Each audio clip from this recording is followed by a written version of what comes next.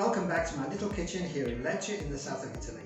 My name is Francesco and today I'm going to prepare something using okra, which may convince those of you that say, oh, I don't like okra, it's always so slimy, but it doesn't have to be that way.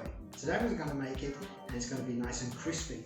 And the way I'm going to prepare it is by cutting it in half and filling it with a kind of simple sambal made of chopped onion with some coconut flakes and chickpea flour, a mix of Indian spices, tandoori spice, a little bit of regular curry and some garam masala, and I'm going to fill them and then roast them in the oven until that crisps up, and you're going to have a wonderful spicy topping to the lovely mild okra. It's going to be really delicious, and I'm going to serve it with a simple yogurt dip made with a little turmeric and ginger and lemon juice. And that's it. I mean, I've made this any number of times and I absolutely adore it. I'm sure most people are not aware that you can do something other than a gumbo or a soup or something that's stewed with okra. So I hope you enjoy this recipe. If you do, please give me a thumbs up and do leave a comment down below and subscribe to the channel. Come back and follow me for more. Let's cook.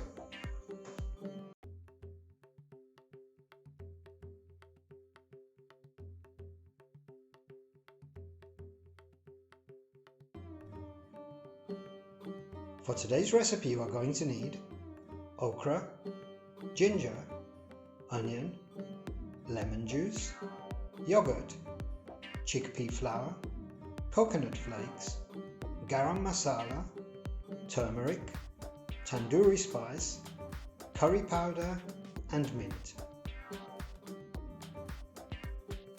The first thing we're going to do is give the okra a rinse, dry it off and then cut it in half.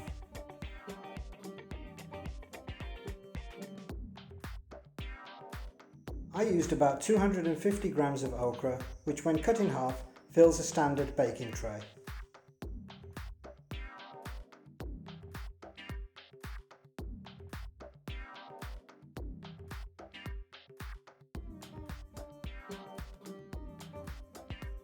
Next we're going to peel and finely chop half of a medium-sized onion.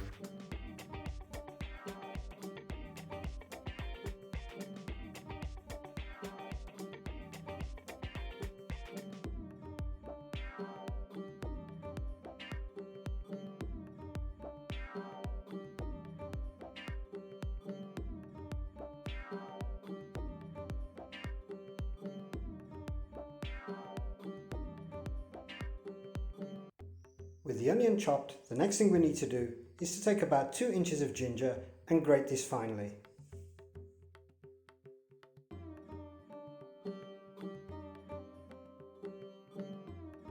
To prepare the sambal, we're going to take the finely chopped onion and then we're going to add half of the ginger, about 2 tablespoons of coconut, 2 tablespoons of chickpea flour, a teaspoon of garam masala, a teaspoon of curry powder and a heaped teaspoon of tandoori spice.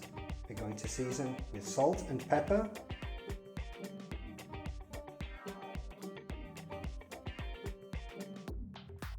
Next we're going to stir everything together so it's nicely combined, and then we're going to add some neutral cooking oil, sunflower oil or something similar.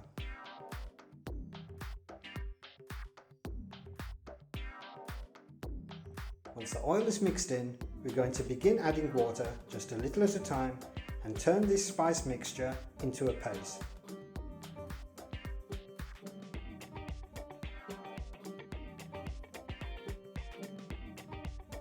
Add the water just a little at a time.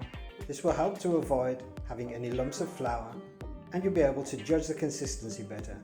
You want it to be a nice thick paste. The lumps you can see are of course the onion.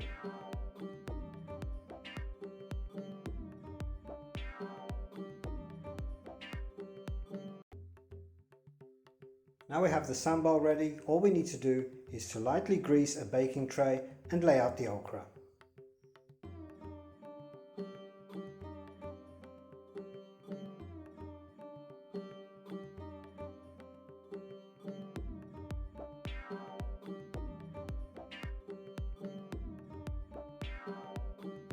Before we start to add the sambal, we're going to give the okra a sprinkle of salt And then we're going to go in with a teaspoon and carefully add the sambal on top.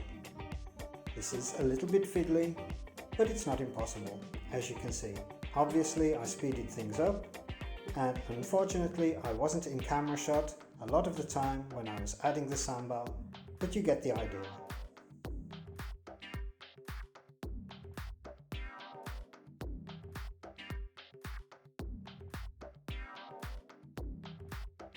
This is where the chickpea flour comes in handy, because it's very sticky, and at the same time, when you bake it, it becomes very crispy. It makes for a wonderful topping.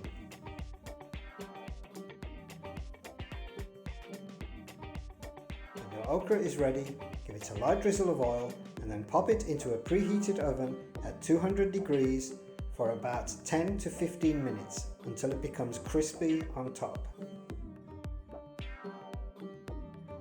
Okra cooks very quickly, and all you want to do is to let that topping dehydrate and crisp up in the oven. In the meantime, we're going to make the yogurt dip. For this, we're going to need just a handful of mint, which we're going to finely chop.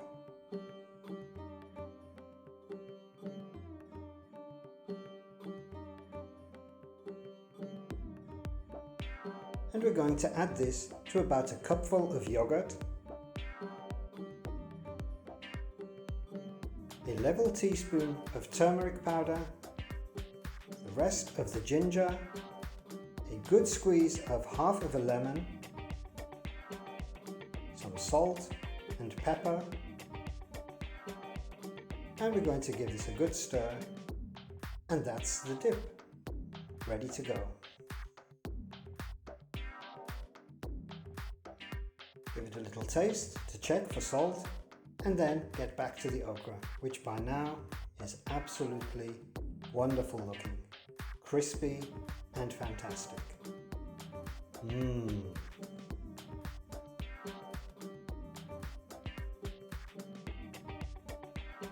How dare you think that okra has to be slimy?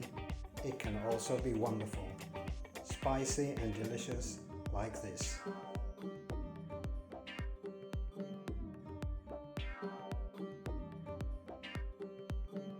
Buon appetito!